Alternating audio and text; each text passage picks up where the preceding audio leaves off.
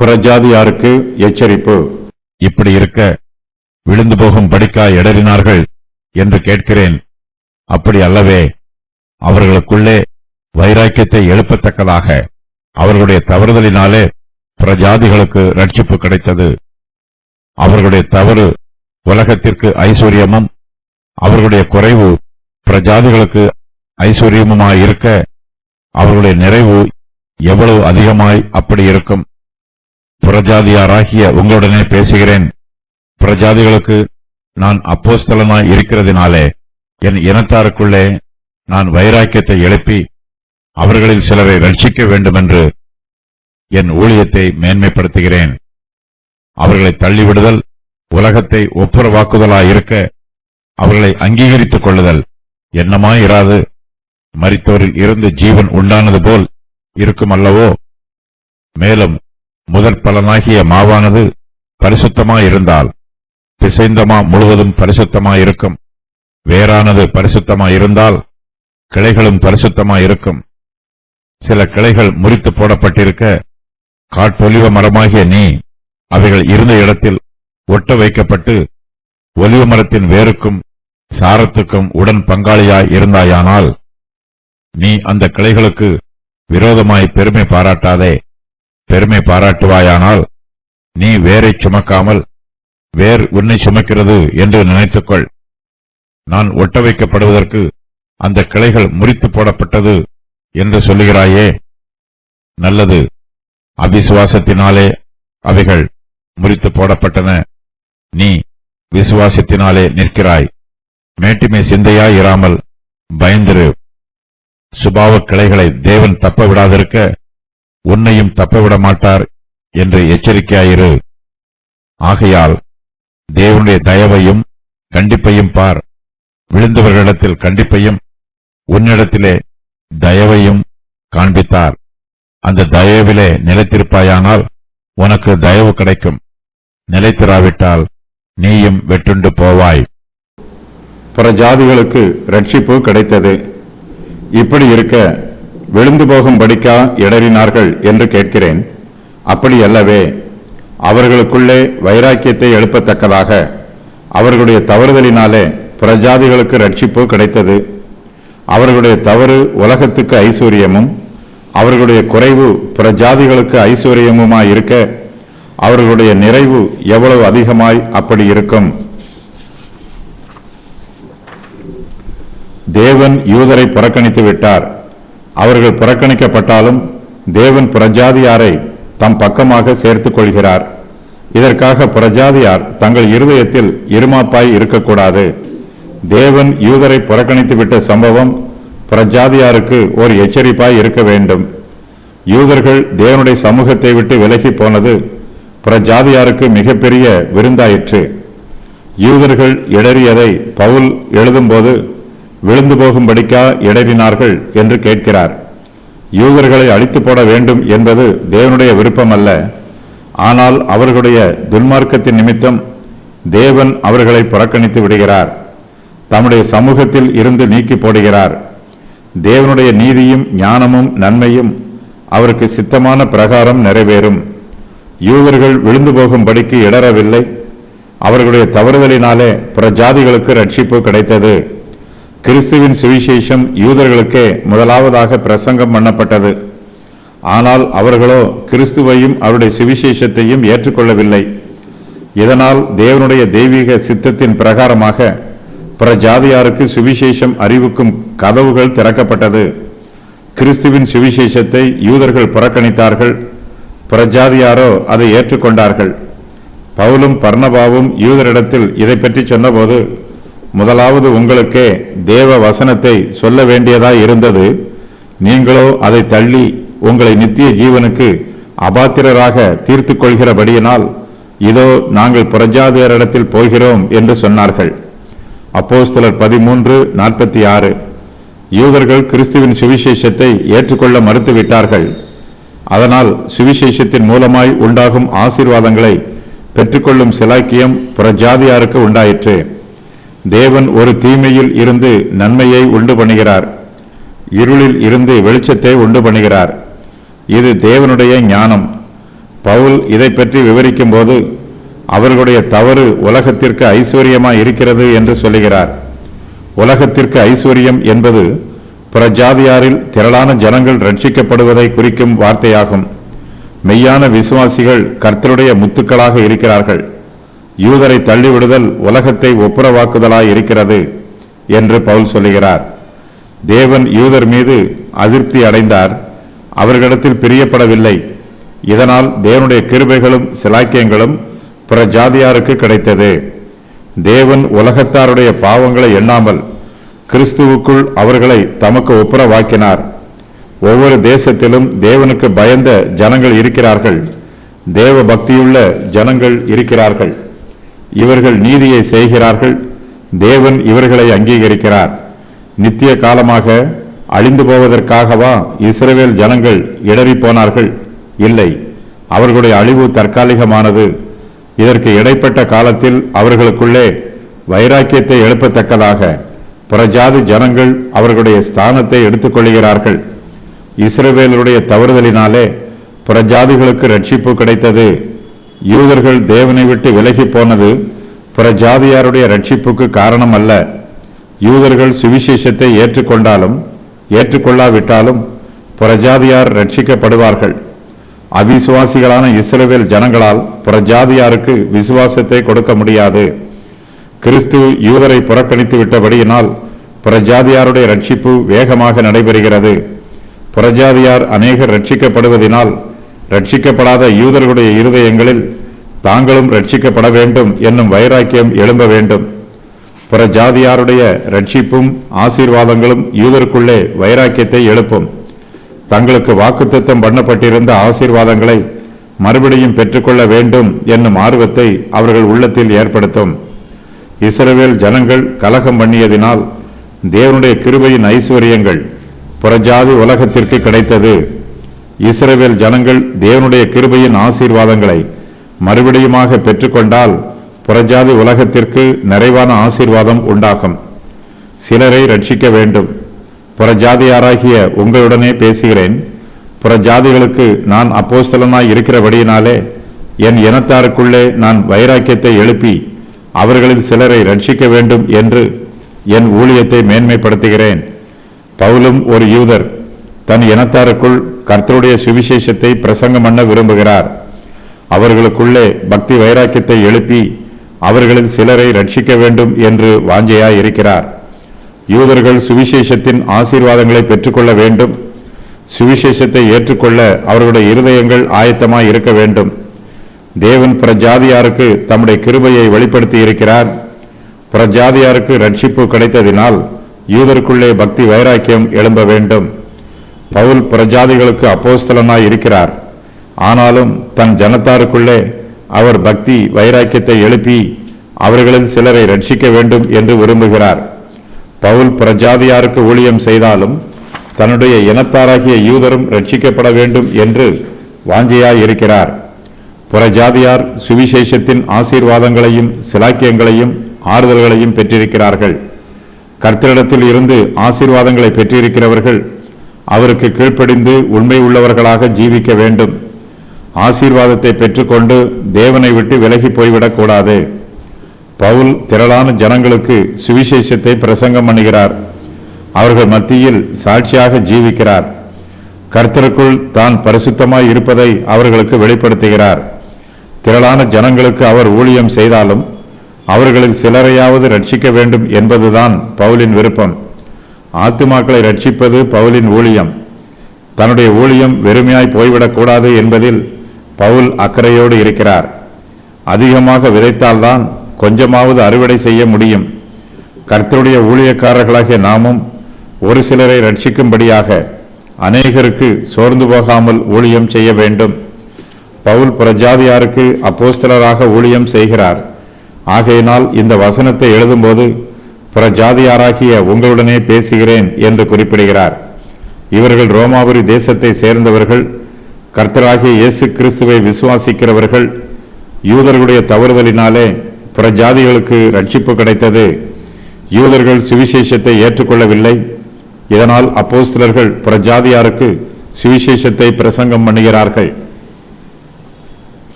பவுல் புறஜாதிகளுக்கு அப்போஸ்தலராய் இருக்கிறார். கர்த்தர் பவுலிடம், நீ போ, நான் உன்னை தூரமாய் புறஜாதிகளிடத்திலே அனுப்புவேன் என்று சொன்னார்.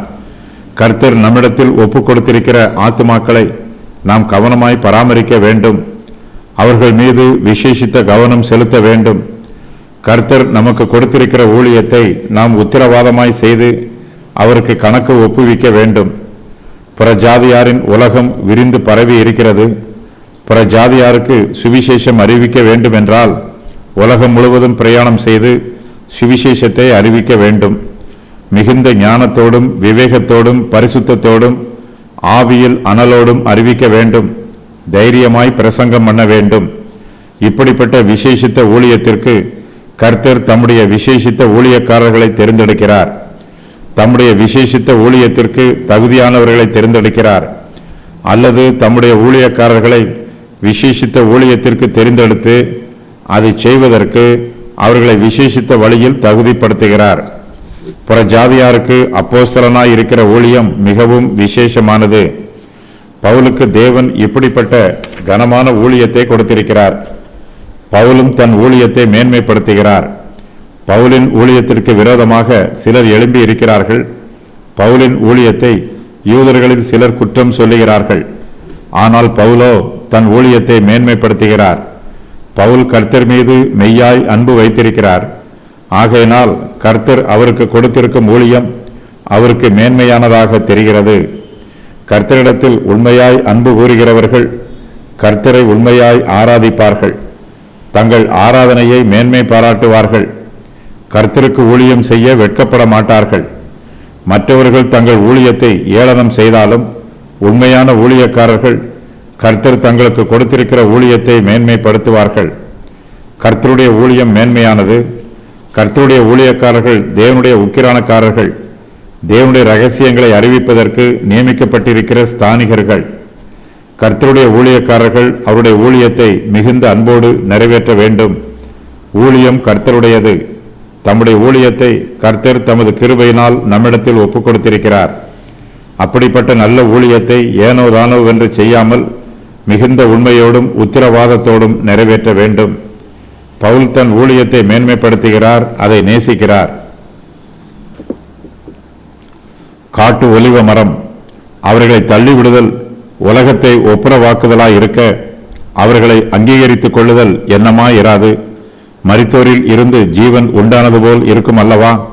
மேலும் முதற்பலனாகிய மாவானது பரிசுத்தமாய் இருந்தால் பிசைந்தமா முழுவதும் மரிசுத்தமாய் இருக்கும். வேரானது பரிசுத்தமாய் இருந்தால் கிளைகளும் பரிசுத்தமாய் இருக்கும். சில கிளைகள் முறித்து போடப்பட்டிருக்க காட்டொலிவ மரமாகிய நீ அவைகள் இருந்த இடத்தில் ஒட்ட வைக்கப்பட்டு ஒலிவ மரத்தின் வேருக்கும் சாரத்துக்கும் உடன் பங்காளியாய் இருந்தாயானால். பவுல் பிரஜாதியாருக்கு 2 ஆலோசனைகளை கொடுக்கிறார். அவையாவன: பிரஜாதியார் யூதரை மதிக்க வேண்டும், யூதரும் ரட்சிக்கப்பட வேண்டும் என்று விரும்ப வேண்டும். யூதருடைய ரட்சிப்பினால் கிறிஸ்துவின் சபை அதிகமாய் வளர்ச்சி பெறும். யூதர்கள் ரட்சிக்கப்படுவது மரித்தோரில் இருந்து ஜீவன் உண்டானது போல் இருக்கும். ஆகையினால் கர்த்தர் தம்முடைய ஜனமாகிய யூதர்களை மறுபடியும் ஏற்றுக்கொள்ள வேண்டும் என்று புறஜாதியாரும் விரும்ப வேண்டும். யூதர்கள் விழுந்து போனது போல தாங்களும் விழுந்து விடாதவாறு புறஜாதியார் மிகுந்த எச்சரிப்போடு இருக்க வேண்டும். புறஜாதியார் கர்த்தருடைய சபையில் சேர்த்து கொள்ளப்பட்டிருக்கிறார்கள். இஸ்ரவேலின் காணியாட்சிக்கு புறம்பானவர்கள் இப்போது அவருடைய காணியாட்சிக்கு உட்படுத்தப்பட்டிருக்கிறார்கள். தேவனுடைய சபையில் பிரஜாதியார் ஒட்ட வைக்கப்பட்டிருக்கிறார்கள். பிரஜாதியாரின் சுபாவம் காட்டு ஒலிவ மரத்தை போன்றது. இப்போது அவர்கள் நல்ல சுபாவமான ஒலிவ மரத்தோடு ஒட்ட வைக்கப்பட்டிருக்கிறார்கள். காட்டொலிவ மரம் நல்ல ஒலிவ மரத்தோடு ஒட்ட வைக்கப்படுகிறது. தோட்டக்காரர் பொதுவாக இப்படி செய்ய மாட்டார். அவர் நல்ல ஒலிவ மரத்தை காட்டு ஒலிவ மரத்தோடு ஒட்ட வைப்பார். ஆனால் தேவனோ கிருபை மிகுந்தவர். தம்முடைய சபையாகிய நல்ல ஒலிவ மரத்தில் காட்டு ஒலிவ மரமாகிய புறஜாதியாரை ஒட்ட வைக்கிறார். புறஜாதியார் ஒன்றுக்கும் உதவாத, நற்கனி கொடுக்காத காட்டு ஒலிவ மரங்களாக இருந்தார்கள். தேவனோ அவர்கள் மீது கிருபையாக இறங்கி அவர்களும் நற்கனி கொடுக்க வேண்டும் என்பதற்காக அவர்களை தம்முடைய சபையாகிய நல்ல சுபாவ ஒலிவ மரத்தோடு ஒட்ட வைக்கிறார். மனுஷர் ஒலிவ மரத்தின் கிளைகளோடு ஒட்ட வைப்பார்கள். ஒரு கிளையோடு மற்றொரு கிளையை ஒட்ட வைப்பார்கள். ஆனால் தேவனோ ஒலிவ மரத்தோடு காட்டு ஒலிவ மரத்தை ஒட்ட வைக்கிறார். தேவனுடைய சபையானது நல்ல ஒலிவ மரத்திற்கு ஒப்பாயிருக்கிறது. நன்றாக வளர்ச்சி பெற்றிருக்கிறது. பயனுள்ள கனிகளை தருகிறது. சபையானது இப்படிப்பட்ட நற்சுபாவங்கள் உடையதாக இருக்க வேண்டும். சபைக்கு புறம்பே இருக்கிறவர்கள் காட்டொலிவ மரங்களைப் போல இருக்கிறார்கள். அவர்கள் பிரயோஜனமற்றவர்கள். அவர்கள் சுபாவத்தின்படி காட்டொலிவ மரத்தை சேர்ந்தவர்கள். இனிப்பான நல்ல சுவையுள்ள கனிகளை தரமாட்டார்கள். காட்டொலிவ பழங்களையே தருவார்கள். சபைக்கு புறம்பே இருக்கிறவர்களின் சுபாவம் காட்டொலிவ மரங்களைப் போல சீர்கெட்டதாய் இருக்கும். மனுஷன் தன்னுடைய இயல்பான சுபாவத்தின்படி காட்டொலிவ மரத்தைப் போலவே இருக்கிறான். நாம் நல்ல ஒலிவ மரத்தோடு ஒட்ட வைக்கப்படும் போது நம்முடைய தீய சுபாவம் மாறுகிறது. நமக்குள் நன்மையான சுபாவம் உண்டாகிறது. நல்ல ஒலிவ மரத்தோடு ஒட்ட வைக்கப்படுகிறவர்கள் ஒலிவ மரத்தில் இருந்து சத்தை பெற்றுக்கொள்கிறார்கள். ஒலிவ மரத்தின் வேருக்கும் சாரத்திற்கும் உடன் பங்காளிகளாக இருக்கிறார்கள். கர்த்தருடைய பிள்ளைகளாகிய நாம் இயேசு கிறிஸ்துவோடு ஒட்ட வைக்கப்பட்டிருக்கிறோம். அவருடைய நன்மைக்கு உடன் பங்காளிகளாக இருக்கிறோம். கிறிஸ்துவோடு ஒட்ட வைக்கப்பட்டிருக்கிற நம்மிடத்தில் கிறிஸ்துவின் சுபாவம் காணப்பட வேண்டும். புறஜாதியாரும் கிறிஸ்துவின் சபையோடு ஒட்ட வைக்கப்பட்டிருக்கிறார்கள். அவர்களும் ஒலிவ மரத்தின் வேருக்கும் சாரத்திற்கும் இப்போது உடன் பங்காளிகளாக இருக்கிறார்கள். ஒரு காலத்தில் யூதர்கள் நல்ல ஒலிவ மரத்தின் கிளைகளாக இருந்தார்கள். ஆனால் அவர்களோ நற்கனிகளை கொடுக்கவில்லை. அவர்களிடத்தில் விசுவாசம் இல்லை. ஆகையினால் யூதர்களில் சில கிளைகள் முறித்து போடப்பட்டன. அவைகளில் இருந்த இடத்தில் காட்டொலிவ மரமாகிய புறஜாதியார் ஒட்ட வைக்கப்பட்டிருக்கிறார்கள். ஒரு காலத்தில் யூதர்கள் ஒலிவ மரத்தின் வேருக்கும் சாரத்திற்கும் உடன் பங்காளிகளாக இருக்கிறார்கள். இப்போதோ அவர்கள் முறித்து போடப்பட்டிருக்கிறார்கள். அவைகள் இருந்த இடத்தில் புறஜாதியார் ஒட்ட வைக்கப்பட்டிருக்கிறார்கள். ஆகையினால் இப்போது ஒட்ட வைக்கப்பட்டிருக்கிற புறஜாதியார் ஒலிவ மரத்தின் வேருக்கும் சாரத்திற்கும் உடன் பங்காளிகளாக இருக்கிறார்கள். ஒலிவ மரத்தின் சுபாவம் இப்போது புறஜாதிகளிடத்திலும் காணப்பட வேண்டும்.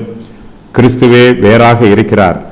விசுவாசிக்கிற புறஜாதியார் இந்த வேரில் இருந்து சத்தை பெற்றுக்கொள்கிறார்கள். வேருக்கும் சாரத்திற்கும் உடன் பங்காளிகளாக இருக்கிறார்கள்.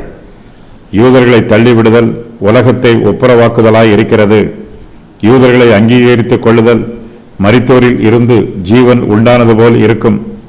இஸ்ரவேலை தள்ளிவிட்டு புறஜாதியாரை தேவன் அங்கீகரித்ததினால் முழு உலகமும் ரட்சிக்கப்படுவதற்கு ஒரு வாய்ப்பு உடனடியாக கிடைத்தது. இஸ்ரவேல் தேசம் முழுவதும் ஒரே நாளில் ரட்சிக்கப்படும் போது இந்த உலகத்திற்கு மிகப்பெரிய ஆசீர்வாதம் உண்டாகும். முதற் பலன் என்பது சுவிசேஷத்தின் ஆசீர்வாதங்களை பெற்றுக்கொண்ட முதலாவது யூதர்களை குறிக்கும். பிசைந்தமா முழுவதும் என்பது முடிவில் யூதருடைய முழு தேசமும் ஆசீர்வதிக்கப்பட்டு பரிசுத்தமாவதை குறிக்கும். ஒலிவ மரத்தின் வேரும் சாரமும் என்பது இயேசு கிறிஸ்துவையும் ஆபிரகாமின் உடன்படிக்கை புதிய உடன்படிக்கை ஆகியவற்றின் மூலமாக உண்டாயிருக்கும் தேவனுடைய ஆசீர்வாதங்களை குறிக்கும். கிளைகள் என்பது இஸ்ரவேலரை குறிக்கும். உண்மையான விசுவாசிகள் திராட்சை செடியின் கொடிகளைப் போல இருக்கிறார்கள். இஸ்ரவேல் ஜனங்கள் ஒலிவ மரத்தின் கிளைகளுக்கும் புறஜாதி ஜனங்கள் காட்டு ஒலிவ மரத்திற்கும் வர்ணனையாக கூறப்பட்டிருக்கிறார்கள். ஒலிவ மரத்தில் இருந்து ஒரு சில கிளைகள் முறித்து போடப்பட்டன. அதாவது இஸ்ரவேல் ஜனங்களில் ஒரு சிலர் தங்களுடைய அவிசுவாசத்தினால் தள்ளிவிடப்பட்டார்கள். முறித்து போடப்பட்ட கிளைகளுக்கு பதிலாக காட்டொலிவ மரத்தின் கிளைகள் அந்த இடத்தில் ஒட்ட வைக்கப்பட்டன. அதாவது தள்ளப்பட்ட யூதர்களுக்கு பதிலாக புறஜாதியார்கள் தேவனுடைய ஆசீர்வாதங்களை பெற்றுக்கொள்ளும்படியாக தேவனால் தெரிந்தெடுக்கப்பட்டார்கள். பெருமை பாராட்டாதே. நீ அந்த கிளைகளுக்கு விரோதமாய் பெருமை பாராட்டாதே. பெருமை பாராட்டுவாயானால் நீ வேரை சுமக்காமல் வேர் உன்னை சுமக்கிறது என்று நினைத்துக்கொள். நான் ஒட்ட வைக்கப்படுவதற்கு அந்த கிளைகள் முறித்து போடப்பட்டது என்று சொல்லுகிறாயே, நல்லது. அவிசுவாசத்தினாலே அவைகள் முறித்து போடப்பட்டன. நீ விசுவாசத்தினாலே நிற்கிறாய். மேட்டிமை சிந்தையாய் இராமல் பயந்திரு. சுபாவ கிளைகளை தேவன் தப்பவிடாதிருக்க உன்னையும் தப்பவிட மாட்டார் என்று எச்சரிக்கையாயிரு. ஆகையால் தேவனுடைய தயவையும் கண்டிப்பையும் பார். விழுந்தவர்களிடத்திலே கண்டிப்பையும் உன்னிடத்திலே தயவையும் காண்பித்தார். அந்த தயவிலே நிலைத்திருப்பாயானால் உனக்கு தயவு கிடைக்கும். நிலைத்திராவிட்டால் நீயும் வெட்டுண்டு போவாய். தேவன் புறஜாதியாருக்கு பெரிய சிலாக்கியத்தை கொடுத்திருக்கிறார். காட்டு ஒலிவ மரமாக இருந்த அவர்கள் நல்ல ஒலிவ மரத்தோடு ஒட்ட வைக்கப்பட்டிருக்கிறார்கள். அதற்காக புறஜாதியார் தேவனுக்கு நன்றி சொல்ல வேண்டும். இருதயத்தில் பெருமைப்படக்கூடாது. நல்ல ஒலிவ மரத்தில் கனிகொடாத சில கிளைகளை தேவன் முறித்து போட்டார்.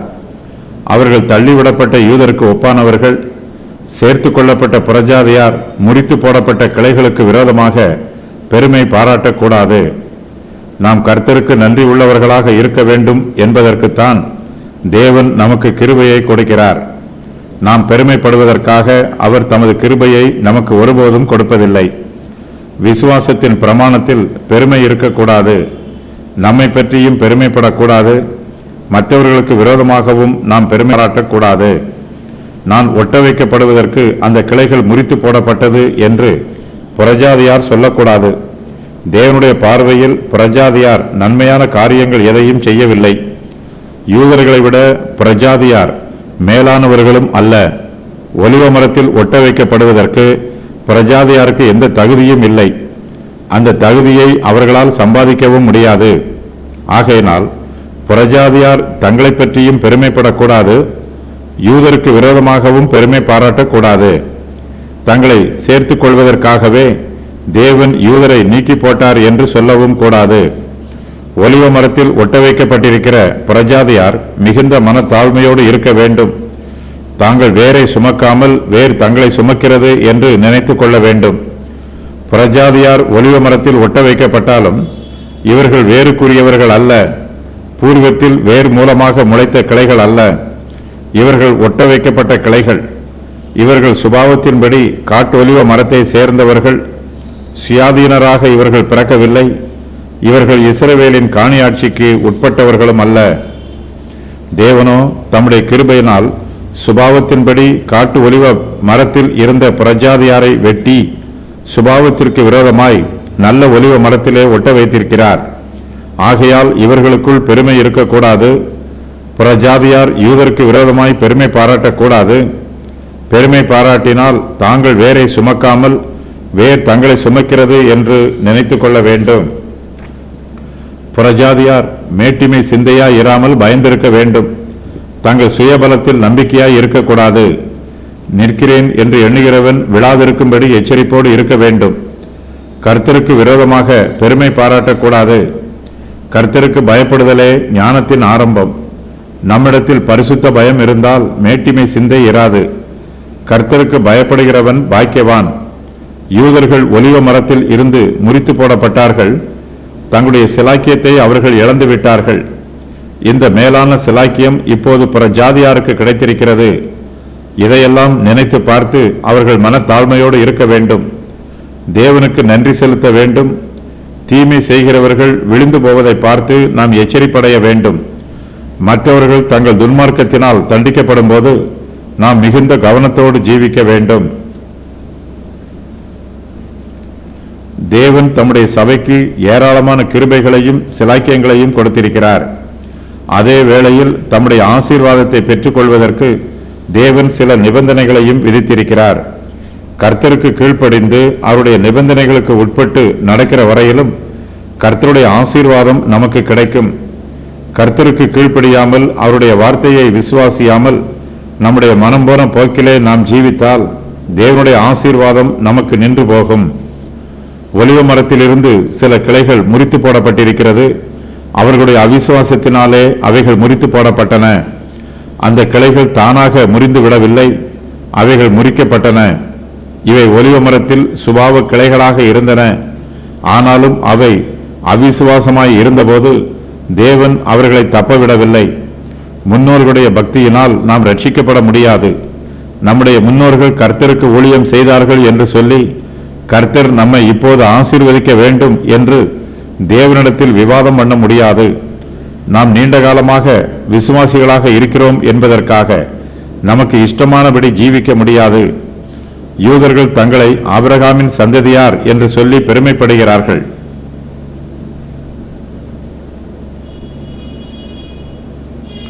அதற்காக தேவன் தங்களை ஆசீர்வதிக்க வேண்டும் என்று எதிர்பார்க்கிறார்கள்.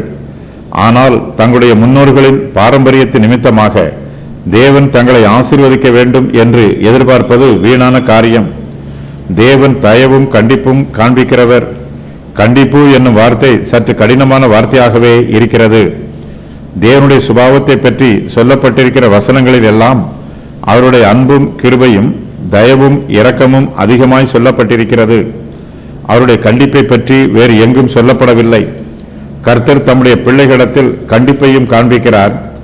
தமக்கு அருகாமையில் இருந்து தமக்கு ஊழியம் செய்கிற ஊழியக்காரர்களிடத்தில் தேவன் அன்பாக இருக்கிறார். அதே சமயத்தில் தம்முடைய ஊழியக்காரர்கள் கர்த்தருக்கு விரோதமாக கலகம் பண்ணும்போது தேவன் அவர்களிடத்தில் கண்டிப்பையும் காண்பிக்கிறார்.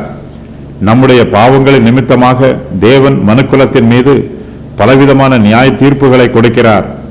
அவர் கொடுக்கிற நியாய தீர்ப்புகளில் ஆவிக்குரிய நியாய தீர்ப்புகளே அதிக வேதனையை கொடுக்கக்கூடியது. தேவன் இஸ்ரவேலருக்கு கனநித்திரையின் ஆவியையும் காணாதிருக்கிற கண்களையும் கேளாதிருக்கிற காதுகளையும் கொடுத்தார். யூதர்கள் தங்கள் அவிசுவாசத்தினாலே ஒலிவ மரத்தில் இருந்து முறித்து போடப்பட்ட கிளைகளாக இருக்கிறார்கள். அவர்கள் சுபாவ கிளைகளாக இருந்தாலும் தேவன் அவர்களை தப்பவிடவில்லை. தேவன் விழுந்தவர்களிடத்தில் கண்டிப்பையும் புறஜாதியாரிடத்தில் தயவையும் காண்பிக்கிறார். புறஜாதியார் விசுவாசத்தில் நிலைத்திருக்க வேண்டும். தேவனுடைய தயவில் நிலைத்திருக்க வேண்டும். நிலைத்திருந்தால் அவர்களுக்கு தயவு கிடைக்கும். நிலைத்திராவிட்டால் புறஜாதியாரும் வெட்டுண்டு போவார்கள். நாம் கர்த்தருக்குள் நிலைத்திருக்க வேண்டும் என்றால் நம்முடைய விசுவாசத்தில் நிலைத்திருக்க வேண்டும். விசுவாசிக்கிறவர்களுக்கு மாத்திரமே தேவனுடைய கிருபை உண்டாகும். நாம் நம்முடைய சுய பலத்தினால் நிற்க முடியாது. தேவனுடைய சுத்த கிருபையினாலே நாம் நிர்மூலமாகாமல் நிலைத்திருக்கிறோம். யூதரில் அநேகர் தங்களுடைய அவிசுவாசத்தினால் விழுந்து போனார்கள். புறஜாதியாரோ தங்களுடைய விசுவாசத்தினால் நிலைத்திருக்கிறார்கள். புறஜாதியார் தேவனுடைய தயவில் நிலைத்திருந்தால் அவர்களுக்கு தேவனுடைய தயவு கிடைக்கும். அவர்கள் தொடர்ந்து தேவனுடைய தயவில் நிலைத்திருக்க வேண்டும். தேவனுடைய தயவை விட்டு நாம் எப்போது விலகி போனாலும் தேவனும் தம்முடைய தயவை நம்மை விட்டு விலக்கி விடுவார். நம்முடைய ஆவிக்குரிய ஜீவியத்தில் சந்தோஷமும் சமாதானமும் தொடர்ந்து காணப்பட வேண்டும் என்றால் நாம் தொடர்ந்து தேவனுடைய அன்பில் நிலைத்திருக்க வேண்டும். பவுல் புறஜாதியாருக்கு ஒரு சில காரியங்களை எச்சரிப்பாக கூறுகிறார். யூதருடைய இடங்களில் தேவனால் ஏற்றுக்கொள்ளப்பட்டிருக்கும் புறஜாதியார்கள் தங்களை குறித்து பெருமை பாராட்டக்கூடாது. புறஜாதியார்கள் மேட்டிமை சிந்தையாய் இராமல் தேவனுக்கு பயந்திருக்க வேண்டும். யூதர்களை அவர்களுடைய அவிசுவாசத்தின் நிமித்தம் தேவன் தப்பவிடாமல் முறித்து போட்டார். அதே போன்று புறஜாதியார் அவிசுவாசிகளாக இருப்பார்கள் என்றால் அவர்களையும் தப்பவிடாமல் முறித்து போடுவது அதிக நிச்சயம். அந்த தயவிலே நிலைத்திருப்பாயானால் உனக்கு தயவு கிடைக்கும் என்பது நித்திய ஜீவனை பெற்றுக்கொள்வதற்கு தேவனால் விதிக்கப்பட்டிருக்கும் நிபந்தனை. தம்முடைய தயவில் நிலைத்திராதவர்களை முறித்து போட வேண்டும் என்று தேவன் வாக்கு பண்ணியிருக்கிறபடியினால் தமது வாக்கு தத்தத்தை நிறைவேற்றுவதில் அவர் உண்மை உள்ளவராக இருப்பார்.